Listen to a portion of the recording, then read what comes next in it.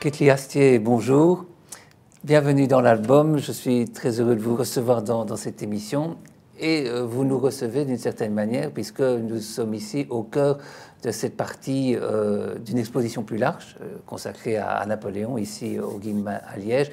Mais vous, c'est cette partie Napoléon au-delà du mythe Haïti, avec, on dira quand même, une expérience peu glorieuse pour Napoléon, on en parlera tout à l'heure. On va évidemment parler de vous, parce que je me dis qu'en vous recevant dans cette émission, je reçois la plus haïtienne des Liégeoises ou la plus liégeoise et haïtienne, en fait? Bonjour Urbain, merci de m'inviter, ça me fait un très grand plaisir d'être là. Et pour répondre à votre question, j'en sais pas trop moi-même qui je suis. Je suis une Liégeoise, suis une haïtienne, suis-je un peu des deux? C'est tellement ancré en moi. J'ai vécu plus longtemps à Liège que j'ai vécu en Haïti, mais je porte Haïti tellement en moi que je ne peux être qu'une haïtienne en même temps. Donc c'est assez compliqué et on ne va même pas faire le travail de savoir qui je suis. Je suis moi et puis c'est déjà beaucoup. Voilà. Et on va parler de vous. Et effectivement, cette passion pour Haïti, elle vous occupe, elle vous anime quotidiennement. Ah, ouais. Et elle vous donne une énergie incroyable parce que vous ouvrez les portes, hein, vous. Bien, je ne sais pas si je les ouvre, mais en tout cas, je pousse fort. Je pousse fort. Haïti est vraiment ancrée en moi, mais Haïti est entrée en moi d'une façon très violente. Elle est entrée en moi en 2010, lors du tremblement de terre. Oui. Avant, j'étais une citoyenne du monde. Je me promenais insouciante un peu partout, en Grèce où j'ai vécu très longtemps, à New York, Liège, etc. Et Haïti était une île où j'allais en vacances, où je me promenais, mais ce n'était pas constamment présent comme aujourd'hui où c'est vraiment mon quotidien. Mais un matin de janvier, je me suis réveillée hantée par des milliers de morts et ça ne m'a plus quittée depuis. Et c'est vraiment quelque chose que je ne m'explique pas moi-même, de consacrer toute sa vie comme ça, toutes ces minutes, à essayer d'aider Haïti. Moi-même, je ne comprends pas. On se souvient à l'époque de ces images qui nous parvenaient avec ce symbole du palais présidentiel qui était complètement détruit. Effondré et qu'il est toujours. Et qu'il est toujours. Voilà. Et c'est moi aussi, je revenais d'Haïti 2 jours avant avec mes enfants. L'hôtel où nous étions était complètement détruit.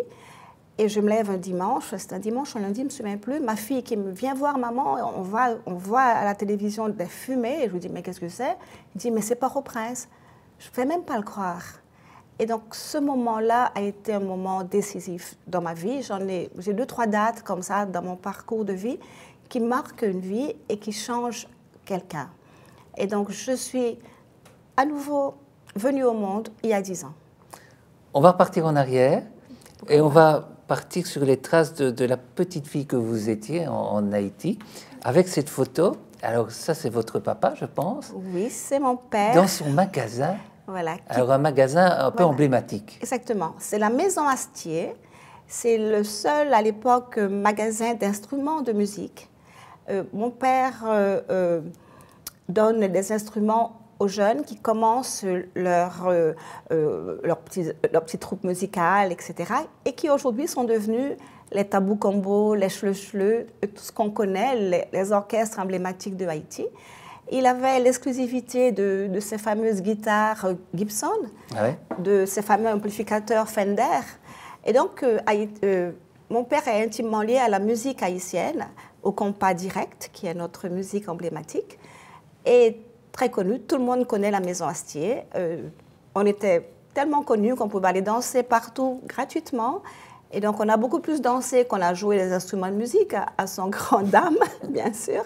Mais ça nous a permis de côtoyer tout le monde et d'être connus de tout le monde, à Port-au-Prince en tout cas. Et il était musicien, lui? Non plus, c'était juste un très bon commerçant. D'accord. Voilà. C'était quelqu'un qui avait une vision du commerce, une façon aussi d'attirer les gens. Il était un commerçant dans l'âme, on peut dire ça. Et le commerce est aussi un art. Et c'est un art, et c'est un artiste à sa façon. Alors, ce sont vos parents, alors? C'est ma mère et mon papa. Alors, qu'est-ce qu'ils vous ont appris? Qu'est-ce que vous retenez? Tout. Et quoi particulièrement? D'abord, j'ai eu un père extraordinaire. Je crois que c'est le plus gros cadeau que la nature, que l'univers m'a donné, c'est de me donner ce père-là, qui est mort très jeune, donc j'avais à peine 13 ans. Mais à 13 ans, j'avais déjà reçu toute l'éducation que quelqu'un pouvait recevoir. Nous sommes 7 et nous avons été aimés chacune comme un enfant unique. Et il a réussi cet exploit-là. Il nous a appris, il voulait absolument que nous soyons non seulement des citoyens du monde, mais des gens extrêmement bien éduqués, une éducation vraiment très stricte, mais en même temps remplie d'amour. Donc, ce qui fait que nous parlons presque tous parfaitement français. Nous avons été éduqués à lire, etc. Et ce qui a permis, quand on est venu vivre en Belgique pour étudier, de n'avoir pas trop de soucis dans les études, parce qu'on avait déjà lu tellement de livres. Vous lisiez quoi, en fait? Tout. Nous avons lu Émile Zola, Victor Hugo, j'avais peut-être 9 ans. Ah oui? Ça commençait par là. Nous avons des bibliothèques partout dans la maison, jusqu'aux toilettes. C'était rempli de livres jusqu'en haut. Et nous devions être des champions de mots croisés. On jouait au Scrabble. C'était toujours des jeux comme ça. Avec lui, c'était jamais anodin. Les conversations n'étaient jamais anodines. Il y avait toujours des leçons à apprendre, à tirer. Et c'était fait avec une telle finesse que ça paraissait tout à fait normal, tout ce qu'il disait. Et on suivait tous à la lettre son éducation. Par exemple, ne pas fumer. Donc, personne ne fume dans ma famille. Ne pas jouer aux cartes. Parce que c'était réservé à des personnes un peu... Et je ne sais pas jouer aux cartes. Je ne sais pas toucher une carte. OK. Tellement et il n'y a pas eu un rebelle dans la famille qui a dit « moi je fume et moi je joue aux cartes » non? Il s'est caché longtemps, c'était mon frère. Il s'est beaucoup caché. Et j'ai une sœur aussi qui fume dans les toilettes. OK. Ah, oui. Même aujourd'hui, qu'elle a presque 80 ans, elle n'ose jamais fumer en public. D'accord. Ouais. Votre maman, votre ma papa maman et mes sœurs, les sœurs qui sont jumelles entre elles, et ma sœur aînée. D'accord. C'est elle qui fume dans les toilettes aujourd'hui. Ah ben voilà. Alors, cette époque-là, Haïti, on est toujours à l'époque des Duvalier Un peu avant, moi j'ai quitté Haïti au moment où le fils Duvalier quitte le pouvoir. Bébé Doc. Bébé Doc. Donc je n'ai pas connu Haïti dans ces tourments. Dans ma jeunesse, enfin, les enfants haïtiens sont toujours considérés comme des enfants pendant longtemps. Donc, on n'est pas au courant de ce qui se passe autour de nous. Okay. Donc, les parents nous font comme une espèce de petit paradis. Moi, j'ai toujours cru que j'habitais au paradis. Je l'ai su plus tard que c'était un enfer quand je suis venue en Belgique. Mais je ne m'en suis jamais rendu compte. Les choses difficiles, les parents en parlaient entre eux, mais nous ne savions pas qu'il y avait des problèmes. Les fameux tontons Macoute, oui. Et tout ça. Or, mon père était bien au courant, puisqu'il était justement d'une branche un peu dissidente. Et c'est après coup qu'on l'a su. Donc, nous étions en Haïti. Je n'ai pas connu, je n'étais pas au courant de tout ça. J'étais une enfant insouciante, comme doivent être les enfants, en fait. Oui, voilà. c'est ça. Voilà. Alors, nous avons vous le savez autant que moi, nous avons des nouvelles d'Haïti de manière épisodique. Bien sûr, en quand fonction, ça va mal. Exactement. Et quand les Duvalier, quand Bébé Doc a été renversé, Voilà. Il y avait une espèce d'immense espoir. Je me ça. souviens, il y a eu le père Aristide, et puis, mais ça n'a jamais été beaucoup mieux. Non, parce que nous ne sommes pas maîtres de notre destin. Je pense qu'on ne va pas faire vraiment de la politique aujourd'hui, mais Haïti n'a jamais été maître de son destin, même après la guerre d'indépendance. Nous étions une nation, enfin, on va en parler peut-être avec l'exposition, mais ce sont des esclaves qui se révoltent, qui arrivent à devenir indépendants. Mais il faut d'autres choses pour faire une république, pour faire marcher. Il faut du commerce, il faut des échanges avec les autres. Mais si les autres ne veulent pas d'échange avec vous, comment construire un pays sans échange avec l'extérieur? Donc ceci a fait que tout doucement, bien qu'on soit indépendant, on est un peu tombé sous le joug des États-Unis. Qui sont intervenus à certains moments. Qui ont occupé Haïti voilà. Et qui continuent à occuper Haïti. Avec d'une autre façon, oui. Plus insidieuse, mais totale. Notre sort n'est pas entre nos mains aujourd'hui. Alors, on est loin de ce portrait si glorieux de Toussaint Louverture à cheval. Exactement. Très loin. Mais, alors, qui était-il? Parce que nos téléspectateurs, beaucoup d'entre eux... ne connaissent pas Toussaint Louverture. Bien, Toussaint Louverture, c'est une image une figure qui peut sembler lointaine à certains, mais qu'est-ce que c'est 200 ans, 300 ans dans l'histoire? C'est un saut de puce, c'est hier pour un pays. Donc Toussaint Louverture est un Haïtien, un officier de l'armée française qui a réussi à se faire soulever les esclaves, donc, qui habitaient à Saint-Domingue à l'époque, le nom était Saint-Domingue, et a porté la révolution. Bon, il est mort un peu avant, mais ça a été jusqu'à son terme avec d'autres qui ont rejoint et qui ont permis à Haïti de se libérer du joug de Napoléon. C'est ça, de l'époque. parce que Napoléon avait rétabli... Napoléon a rétabli l'esclavage en 1791 et c'est à ce moment-là que, l'apprenant, les esclaves haïtiens ont mis le feu un peu partout. Ça a duré une guerre qui a duré un peu 13 ans, jusqu'à l'indépendance en 1803, 1804. Et donc, il faut savoir, c'est une histoire qui est tout à fait occultée. Elle n'est pas seulement méconnue, mais occultée. Des esclaves qui arrivent à repousser l'armée, la plus grande armée de l'époque. Pas n'importe quelle armée, l'armée de Napoléon, qu'il envoie en Haïti avec son beau-frère, donc le mari de sa sœur, le général Leclerc, pour rétablir l'ordre et surtout rétablir l'esclavage. Bon, ils pensaient qu'ils allaient arriver, et puis 2 jours après, tout allait rentrer dans l'ordre. Mais il a eu quelques petites victoires qui ont duré peut-être des semaines, et puis après, ça n'a plus été possible, jusqu'à ce qu'il pense même à commettre un génocide. Il écrit à Napoléon en disant « Nous allons devoir tuer tous les hommes et les femmes et ne garder que les enfants en dessous de 12 ans. » Bon, on n'a pas de réponse de Napoléon en disant « D'accord », mais ça a été proposé. Ils ont fait aussi venir des chiens de Cuba pour dévorer les esclaves. Et malgré tout, nous avions déjà un slogan qui était « Vivre libre ou mourir ». Et on l'a fait jusqu'à être libre. Bon, beaucoup sont morts, bien sûr, mais on a fini par chasser les troupes de Napoléon. Quels sont les rapports entre Haïti et la France aujourd'hui? C'est un peu compliqué, bien sûr. Aujourd'hui, la France se pose en ami d'Haïti. Nous avons bien une ambassade de France, nous avons des relations diplomatiques avec la France, mais un président français n'est venu en Haïti qu'après le tremblement de terre. Depuis 1803 jusqu'en 2010-2012, je pense que c'est François Hollande qui est venu le premier, mais on n'a jamais eu un président français qui est venu sur son ancienne colonie, la plus riche, grâce à laquelle la France était la République qu'elle était.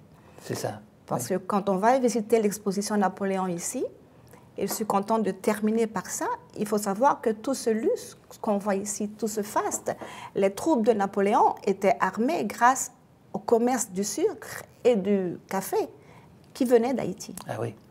Donc, la richesse des ports de Nantes, de La Rochelle, etc., Bordeaux a été créé sous le travail des esclaves. D'accord. Et donc ça, la France n'aime pas trop qu'on en parle. La France ne veut pas non plus parler de la dette qu'elle nous a forcés à payer, une dette de guerre. Or, la dette de guerre n'est jamais payée par le vainqueur. Eh bien, ils nous ont menacés de revenir, et pour ne pas qu'ils reviennent, ils nous ont fait payer une dette qui équivaut à des milliards d'euros aujourd'hui. Alors qu'en fait, les esclaves ne savaient pas qu'ils étaient incapables de revenir, puisque incapables de réarmer leurs bateaux, puisqu'ils n'avaient plus les ressources qui arrivaient d'Haïti. Mais bon, on n'avait pas ces infos-là. Et le président de l'époque a accepté de payer cette dette. D'accord. Et alors, ils ont créé des banques spéciales qui prêtaient à Haïti l'argent. Et Haïti remboursait la dette avec son café, le travail des esclaves. Et on a eu fini de payer les intérêts dans les années 50. On a eu 1 ou 2 fois, on a un peu diminué le montant, mais Haïti a terminé de payer la dette d'indépendance dans les années 50. Okay. Alors, comment voulez-vous qu'un État puisse voilà. se construire quand on a un tel passif? Oui. Qu'on a un tel passif. Le contentieux est quand même très lourd. Très lourd. Donc, on a essayé d'amener ce contentieux auprès des tribunaux internationaux, mais bien sûr, c'est pas une cause que quelqu'un veut défendre, parce que ça ouvre trop de portes alors. Ah oui, ça indemniser les esclaves, je pense que ce ne serait pas possible, puisqu'il y a tellement de nations esclavagistes. Il n'y avait pas que la France, il y a l'Espagne, il y a les États-Unis, il y a tout. Donc, ce n'est pas une cause qui est prête à être résolue bientôt. Alors, cette photo, là, vous arrivez... Là, j'arrive en Belgique. Alors, expliquez-moi pourquoi venez-vous pour étudier, en fait. Voilà, je viens faire des études de droit que mon père, avant de mourir, m'avait très gentiment proposé de faire à Louvain-la-Neuve. OK. Normalement, enfin, ce n'était pas encore Louvain-la-Neuve, c'était Louvain. Mais une sœur qui était déjà venue étudier à Bruxelles, elle dit, mais non, pas Louvain, parce que Ketli, qui aime tellement s'amuser, elle réussira jamais. On va l'envoyer dans un coin perdu qui s'appelle Liège. Il ne se passe jamais rien là-bas. Donc, elle risque de réussir ses études. Donc, en fait, elle ne savait rien du tout de Liège, parce que ce n'est pas à Liège qu'il ne se passe rien, au contraire. Et c'est comme ça que j'atterris à Liège, en plein hiver aussi, au Home des étudiants.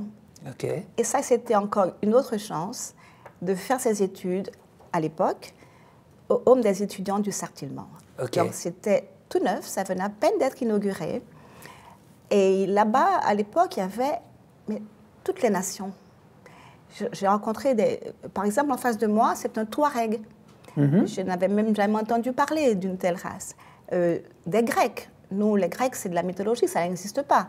Et de rencontrer des Grecs, rencontrer des Africains de tous horizons. Et donc, c'était une expérience incroyable, une famille incroyable aussi, parce qu'il faut savoir que quand on vient d'Haïti, on a vraiment besoin d'avoir une famille ici, parce qu'on est très vite isolé. D'abord, il fait très froid. Donc, vraiment, pour un Haïtien, première fois arrivé en plein hiver, et les hivers qu'on avait à l'époque, qui étaient plus rigoureux que ceux d'aujourd'hui. Donc, c'est très compliqué de pouvoir vraiment aimer la Belgique. Il n'y a que la chaleur humaine qui fait qu'on se dit on va rester. Okay. Ce n'est pas le pays qui fait rester, ce sont les gens. C'est les Belges. Et c'est les Belges. Et c'est vraiment ça. Et ça, ce sont tous les gens qui travaillaient au Home, donc le concierge, Tonton qui s'appelait, Tonton, celui-là aussi, toutes les femmes d'ouvrage qui sont là. Il y avait un repas, je ne sais plus à quelle occasion. Et c'est devenu ma famille.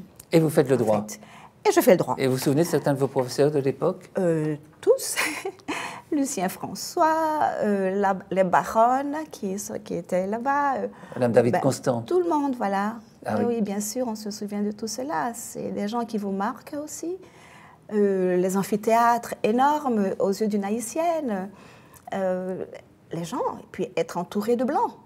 Même si je voyageais beaucoup à l'époque, j'allais souvent aux États-Unis avec ma famille, mais vivre entouré de Blancs, c'était quand même assez nouveau. Et puis j'ai eu beaucoup d'amis. Donc, tous mes amis avec qui j'ai fait mes études pendant 5 ans, qui sont aujourd'hui encore mes amis. C'était très bien, c'est une très belle expérience. Avez-vous été bien accueillie? Oui, bien sûr. Je n'ai pas de... Non, j'étais bien accueillie. J'étais un petit peu une attraction, une Haïtienne au milieu de tout ça. J'étais très bien accueillie, bien sûr. Comment devient-on liégeois? Parce que vous êtes une vraie liégeoise. Oui, comment devient-on liégeois? Eh bien, justement, en devenant liégeoise, en ne voulant pas rester haïtienne, en ne voulant pas être en allant... moi, je me dis, je vais vivre ici, je dois m'impliquer là où je vis. Il faut que je connaisse tous les lieux, c'est où le carré, c'est quoi... Bon, je ne bois pas de bière, mais j'ai essayé, mais j'aime pas. Mais tout le reste, j'ai essayé tout. Et puis, je ne peux pas vivre quelque part sans y vivre en même temps. Un pied dedans, un pied dehors. Non, quand on est quelque part, il faut...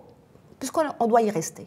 Oui, donc quand vous vivez, par exemple, à Thessalonique, vous êtes candidate aux élections communales. Voilà, je deviens grecque quand je vais en Grèce. Donc, voilà. J'épouse un grec. Enfin, je pensais que c'était un Belge, mais il m'a eu... C'était un grec, en fait. Et je vis en Grèce et je deviens grecque. OK. Et je suis aussi connue à Liège que je suis connue à Thessalonique. Voilà. Alors là, c'est quoi cette photo? Là, c'est ma deuxième boutique, donc c'est ici. Donc dès que j'arrive là-bas, je me dis comment faire pour me faire connaître, pour connaître les gens surtout. Bien, je vais ouvrir un magasin de lingerie belge, de parfums et tout. Ça, c'est ma première boutique dans le quartier dans lequel je vis. C'est un quartier où il n'y avait presque pas de commerce, et donc j'ouvre un magasin là-bas. Je ne parle pas grec, je m'exprime avec les mains presque. Et c'est comme ça que j'apprends le vrai grec, le grec de la rue, le grec des gens. Et puis peut-être 3 ans plus tard, j'aime beaucoup les objets, donc j'ai ouvert un magasin de décoration. Et puis je suis aussi devenue la décoratrice des hôtels grecs, la décoratrice de l'opéra de Grèce. Et c'est comme ça que, étant tellement connue, qu'un jour on me propose d'être sur une liste électorale avec la liste de Spiros Vouillas, en tant que première citoyenne européenne qui est candidate à une élection dans un autre pays que le sien. C'est formidable. Voilà. Comme et histoire. la première noire et la première femme. Mais oui, c'est formidable. Donc, ça, voilà. c'est une coupure de presse. C'est une coupure de presse où on s'étonne, parce qu'on dit, Et voilà, Thessalonique a déjà sa première candidate européenne, non grecque, et surtout noire. Donc c'est bien écrit là. Oui, ok, d'accord. Et surtout noire. Et donc voilà, ce sont comme ça des petites premières que j'aime bien faire. Ah ben oui, c'est tout à fait particulier. Alors, la vie en Grèce, c'était comment? Parce que là, magnifique. Vous avez une capacité d'adaptation, vous vous adaptez à Liège, puis vous partez à Thessalonique. Eh bien, c'est incroyable. Eh bien, imaginez-vous que ça, je n'ai pas une anecdote comme ça à Liège. Je l'ai eu, donc, comme je vous ai dit, il y a 10 ans. Mais à la Grèce, j'arrive là-bas et j'ai cette sensation, mais incroyable, que je suis déjà venue. Oui. Incroyable que je suis chez moi. Incroyable que je vais passer une vie magnifique dans ce pays, dont je ne parle pas la langue. Des gens très accueillants. Je ne sais pas, c'est quand je suis arrivée sur le terrain, descendant de l'avion, regardant ce soleil, cette lumière et tout. Ah oui, au-delà même des premiers contacts. Non, tout de suite, j'ai su que j'étais chez moi. Et effectivement, je deviens une vraie grecque, je parle mieux le grec que je parle français, je crois, et j'ai beaucoup d'amis, etc. Et puis un jour, je rencontre un journaliste qui dit « Il faut que je te montre quelque chose ». Et nous allons à Athènes, il me dit « Regarde ». Et je vois, donc nous sommes au Parlement, et je vois une vitrine, et je m'approche, et là je dis « Ah ben voilà ». C'est une lettre d'un président haïtien qui est le premier à reconnaître l'État grec en tant qu'État, après la victoire sur les Turcs. Et ça, il faut savoir qu'au moment où la Grèce se bat pour son indépendance, elle n'a pas assez d'argent pour armer ses troupes, et c'est Haïti qui envoie à la Grèce un bateau chargé de l'or noir de l'époque, qui est le café. Des tonnes de café et 100 soldats haïtiens pour aider la Grèce à s'émanciper.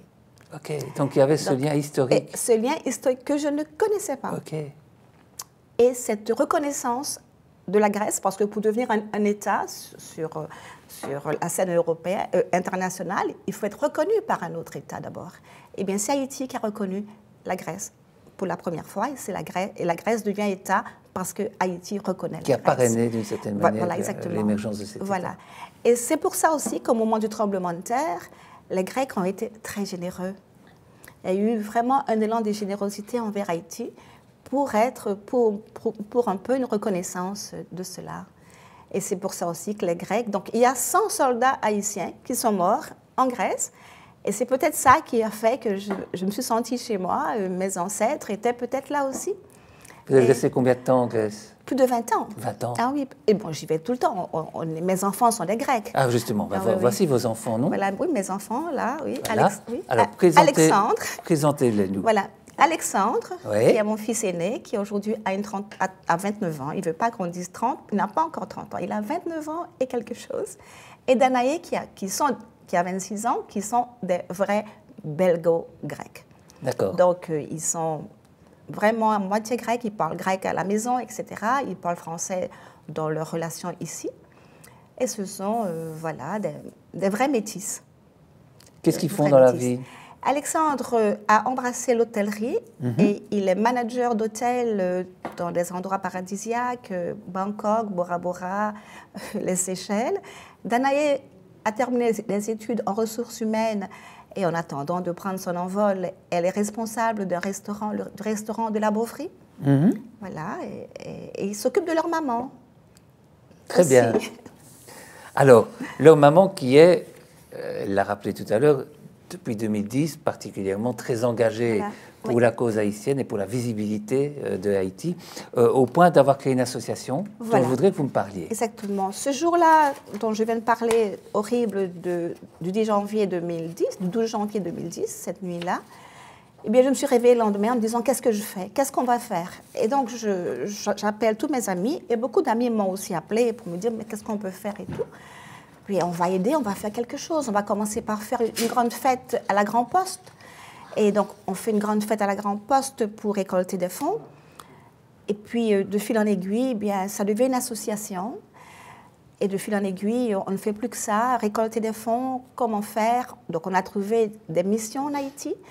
D'abord, on commence par reconstruire. On se dit, qu'est-ce qu'on pourrait faire? Eh bien, on va former des maçons.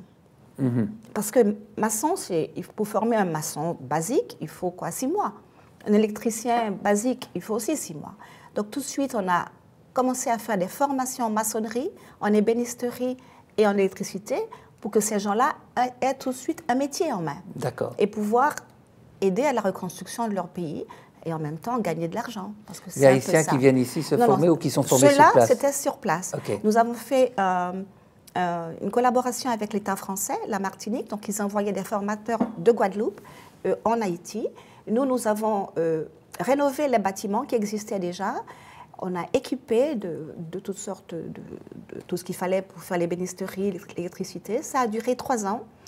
Et puis après, on s'est dit, bien, on va se mettre dans une vision un peu plus long terme, puisque bon, ce n'est plus l'urgence après 3 ans, quoique Haïti est toujours en urgence. Mais on s'est dit, on va aller plus loin et vraiment s'implanter. Et donc, nous avons construit une école qui aujourd'hui accueille 400 enfants. Nous avons aussi commencé la formation en hôtellerie, en tourisme, parce que Haïti est un pays, même si aujourd'hui ce n'est pas le cas, qui est un pays de tourisme. Ça ne peut pas être autrement. Il ne l'est plus maintenant, mais il le sera un jour. C'est indéniable. C'est un des plus beaux pays du monde, avec les gens les plus gentils du monde, les plus accueillants. On ne peut pas ne pas être un pays de tourisme. Donc, nous formons des gens à l'hôtellerie. Okay. Et donc, chaque année, nous envoyons en Haïti des formateurs qui viennent des écoles d'hôtellerie belges, de toutes les écoles d'hôtellerie belges. Et chaque année, les meilleurs élèves de ces promotions viennent faire leur stage ici, chez Egenholz, au Crown Plaza, enfin maintenant c'est au Célis, un peu partout, et ils retournent en Haïti. Okay. Parce que le but, ce n'est pas de rester ici. Personne n'est resté, et surtout, personne ne m'a demandé de rester. Okay. Oui, on m'avait dit au tout début, il faut saisir leur passeport et tout, mais c'est plus la peine. Quand les gens viennent ici, ils veulent retourner en Haïti. Oui, ils ont un projet de... Non, c'est leur pays. Ben oui, c'est ça. Et parfois, je demande, je dis, mais tu ne voudrais pas rester ici? Il dit oui, si tu amènes toute ma famille et tous mes amis. D'accord. Voilà ce qu'on me répond. Et donc, ces gens retournent en Haïti et ils ont leur propre projet. Et aujourd'hui, nous en avons même 3 qui sont des directrices d'écoles d'hôtellerie. Mm-hmm. Donc, la boucle est bouclée. On leur trouve des boulots dans des hôtels avec lesquels j'ai des partenariats. Et donc, nous sommes très fiers de cette façon de travailler parce que c'est très direct. Donc, on n'a pas besoin d'envoyer l'argent à des organismes, etc. Vous contrôlez tout ça. On sait exactement ce qu'on fait avec l'argent et qui en bénéficie, parce qu'on peut les voir, on les connaît, on les rencontre. Alors ici, 2 photos. Ah oui. Eh bien, ça, ce sont les photos que j'ai postées le 14 juillet, au moment des inondations à Liège. Et j'ai été rechercher une photo des inondations à Port-au-Prince, en Haïti. N'est-ce pas la même chose? N'est-ce pas la même détresse? N'est-ce pas la même peur, le même désarroi et la même horreur aussi? Eh bien, je ne savais pas qu'un jour, j'aurais ça à ma porte à Liège et que je devrais, moi et mes bénévoles, aller aider des gens qui seraient dans la situation que nous connaissons, nous, très souvent.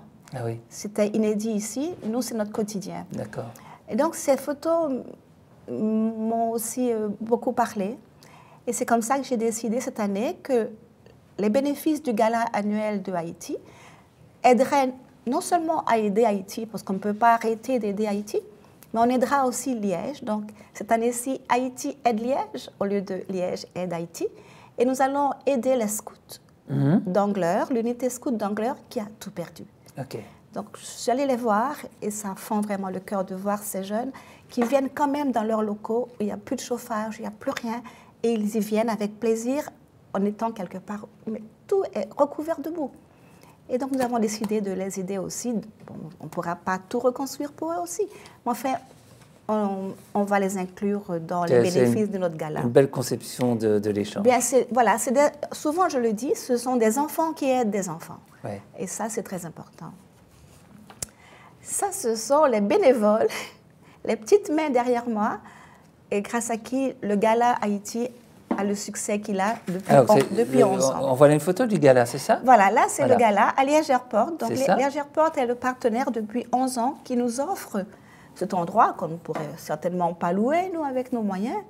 Et nous invitons là-bas des sociétés qui viennent, qui invitent 10 autres amis ou des autres collègues, et qui viennent là passer une extraordinaire soirée superbe, eux, ils s'amusent. Et comme dit Stromae, ils lèvent leur verre à ceux qui n'en ont pas. Joliment dit. Voilà, c'est ça. Et ceci? Eh bien, voilà, moi j'aime beaucoup faire les expositions. Et surtout, j'aime faire des expositions sur des choses que j'aimerais moi voir. En fait, souvent, je me dis finalement, Ketli, tu n'es pas si altruiste que tu dis, tu n'es qu'une sale égoïste qui fait des choses pour te faire plaisir. Et c'est vrai. Quand, à un moment, en 2013, je me disais, mais qu'est-ce que j'aimerais revoir en Haïti, certaines choses qui disparaissent, puisque quand on a des tremblements de terre comme ça, on perd nos repères, on perd tout, on perd le patrimoine, etc. Et je disais, mais qu'est-ce que j'aurais voulu léguer à mes enfants si c'était possible? Et puis j'ai imaginé une exposition qui s'appelle Haïti, un futur pour son passé. Donc c'est tout ce que j'ai connu moi dans ma jeunesse, que j'ai voulu amener à Liège. Et ça s'est fait au Mamac, donc à la Bouverie, avant la rénovation. Donc j'ai pu profiter de la Bouverie pendant des mois. Au départ, c'était juste un mois. Et on y est resté 3-4 mois. Et là, j'avais rassemblé tout ce que Haïti doit garder et transmettre. Son architecture, sa musique, sa peinture, son folklore, le vaudou. Et il y avait des conférences tout le temps. Et je faisais venir ceux qui ont reconstruit. Par exemple, le marché en fer, on a un marché qui a été construit sous la même base que la Tour Eiffel, avec les mêmes techniques. Et donc, on a fait venir les architectes de ce marché en fer, qu'on a fait rencontrer les architectes de la ville de Liège, de l'université de Liège. Il y a eu des échanges extrêmement riches, c'était magnifique. Et donc, je suis très fière de cette expo aussi. Alors, parlons justement, vous venez d'évoquer le vaudou. Ça fait partie de l'histoire d'Haïti, du folklore, voilà. Et c'est très connu dans le monde entier. Alors, quelles sont les sources du vaudou? Voilà. Le vaudou est une religion. Bon, c'est une religion. En fait, le vaudou, c'est la religion animiste des Africains qui sont arrachés de leur pays et qui arrivent en Haïti, à Saint-Domingue à l'époque, et où l'Église catholique les oblige à renier toute leur culture. Il était interdit d'évoquer, de pratiquer cette religion, qui est une vraie religion, comme la religion catholique, avec ses saints, pas ses saints, peut-être ses dieux, on va les appeler comme ça. Et donc, il était interdit. Alors, qu'est-ce qu'ils ont fait? Parce que c'est très difficile d'empêcher quelqu'un, d'obliger quelqu'un à renier ce qu'il est. Il peut faire semblant, il peut s'accommoder de quelque chose, mais vraiment y renoncer, on n'y arrive jamais par la force. C'est un choix. Bien là, c'était obligé. Alors, qu'est-ce qu'ils font? Ils font semblant, en allant à l'église, parce que c'était obligatoire, les esclaves devaient aller tous les matins, enfin à l'aube, à l'église. Eh bien, ils y vont et ils font semblant d'adorer les dieux catholiques. Donc, par exemple, j'aime bien prendre cet exemple, pour un vaudouisant, la Vierge Marie, ce n'est pas concevable, une femme vierge, déjà en Afrique, déjà pour la religion. Il faut avoir des enfants. Une femme, elle doit avoir des enfants. Donc, la Vierge Marie, c'est Erzulie, c'est la plus belle des femmes, la plus séduisante et la plus maternelle, etc. Mais elle a les traits de la Vierge. Même chose avec Saint Joseph, avec tout le monde. On a les mêmes saints, mais ils ne veulent pas dire la même chose. Et donc, c'est ça la religion. C'est un peu comme au Brésil, la déesse de la mer, Yemania de la mer, voilà. Et la Vierge Marie. Exactement. C'est ça. Le Brésil et tout ce qui est dans les Caraïbes, c'est toujours le vaudou. Simplement, le chemin est différent. Donc, selon les pays, le vaudou se teinte différemment. Bon, le Brésil, c'est autre chose. Peut-être à Jamaïque, c'est déjà pas la même chose. Et Haïti, c'est déjà différent. Baron Samedi, donc, il fait partie du culte du vaudou? Le culte est le prince du cimetière. Baron Samedi, c'est celui qui laisse passer, enfin qui est à la porte de ce monde-là et de l'autre. Okay. Donc c'est le maître des cimetières, Baron Samedi. Comme pour les Bretons, l'Ancou qui passe avec sa charrette. J'imagine. C'est un peu comme Je ça. ne connais pas. Alors ici? Eh bien voilà, c'est une photo que j'aime beaucoup. Donc ce sont mes enfants en Haïti. C'est la petite classe de l'école que nous avons là-bas. Des photos de l'école aussi, là? Alors, ici, C'est aussi la même école. Ouais. Dans l'enceinte de l'école, nous avons construit un bâtiment où nous formons les instituteurs. Donc, en formant les instituteurs, ils peuvent aussi appliquer ce qu'ils apprennent dans l'école même. Donc, c'est vraiment une très belle collaboration. Donc, ce sont les instituteurs que nous formons et qui après restent dans l'école. D'accord. Voilà. Et alors, il y avait cette photo-là, ici, oui. voilà, ça c'est une photo aussi dont je suis très fière. J'aurais pu en amener une autre. En fait, c'est l'école dont je suis issue, qui s'appelle le Centre d'études secondaires. OK. Et où j'ai appris tellement de choses. Et donc, j'ai fait mes études primaires chez les religieuses du Sacré-Cœur de Turgeau, comme tous les enfants presque en Haïti.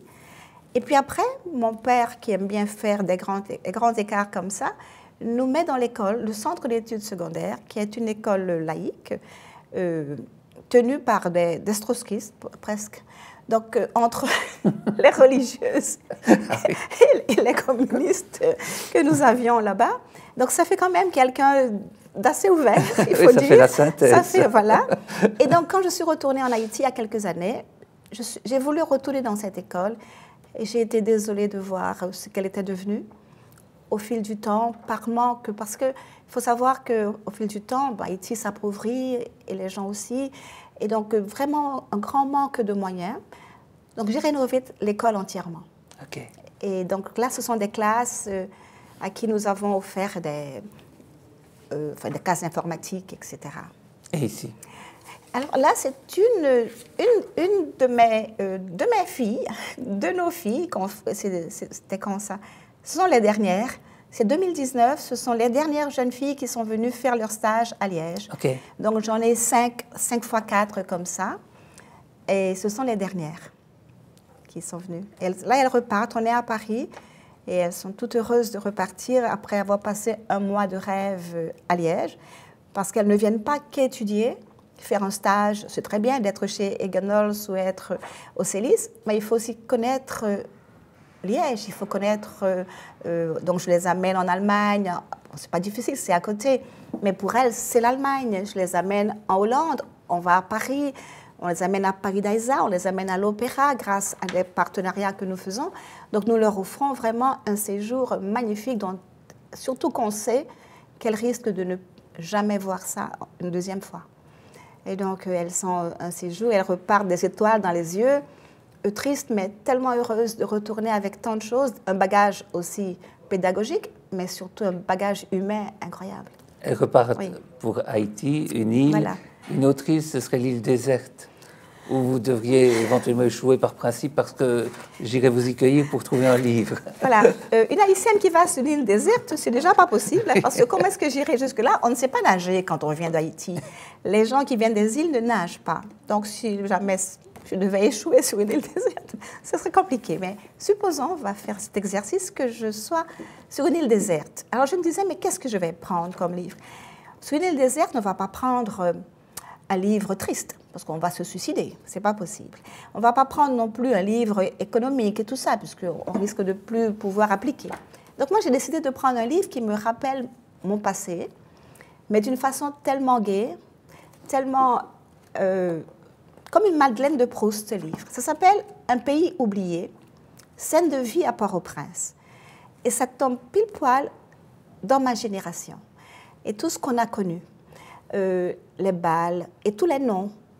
Et à chaque page, on croit vraiment y être. C'est tellement bien écrit, c'est tellement écrit, tous les détails. Donc vous voyez ici, il y a des mots en comment on appelle ça? En caractère gras, oui. En caractère gras. C'est pour juste, quand on ouvre la page, on va voir ça et on se souvient de quelque chose. Okay. Et moi, mes pages, donc mes marque-pages, ce sont mes enfants, il faudrait que mes enfants. Et donc, c'est Noël, qui est le moment le plus magnifique de l'enfance, et en Haïti aussi.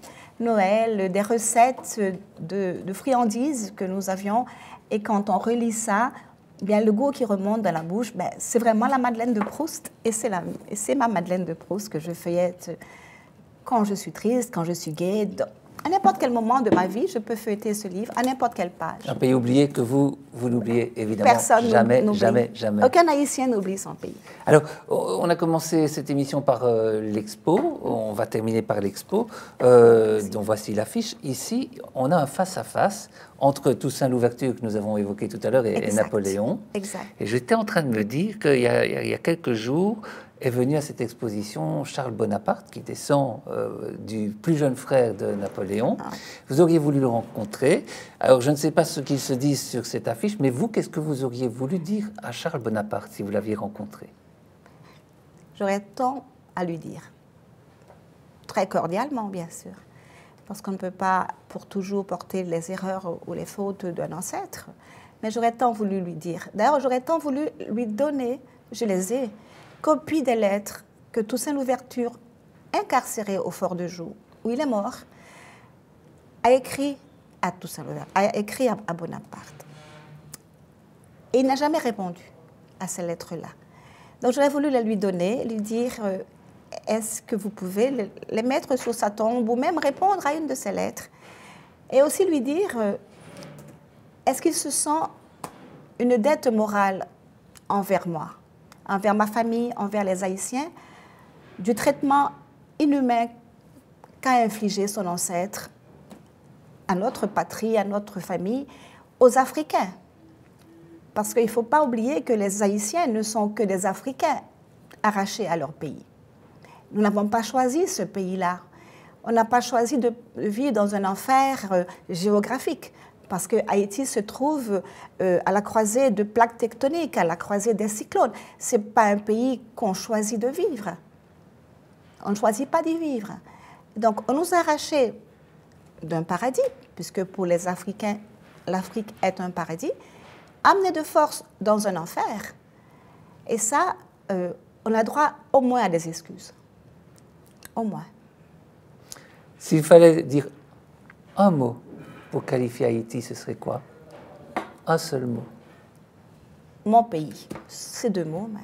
Mon pays. Haïti, oui. Merci, Ketli Astier. Merci pour le partage de cet amour d'Haïti. C'est très émouvant. Merci à vous. Voilà, merci. On termine cette émission. Et vous le savez bien, on se donne rendez-vous tous les lundis à 20h30. Et vous retrouvez évidemment tous les albums sur vedia.be. Très bonne soirée à toutes et à tous. À bientôt.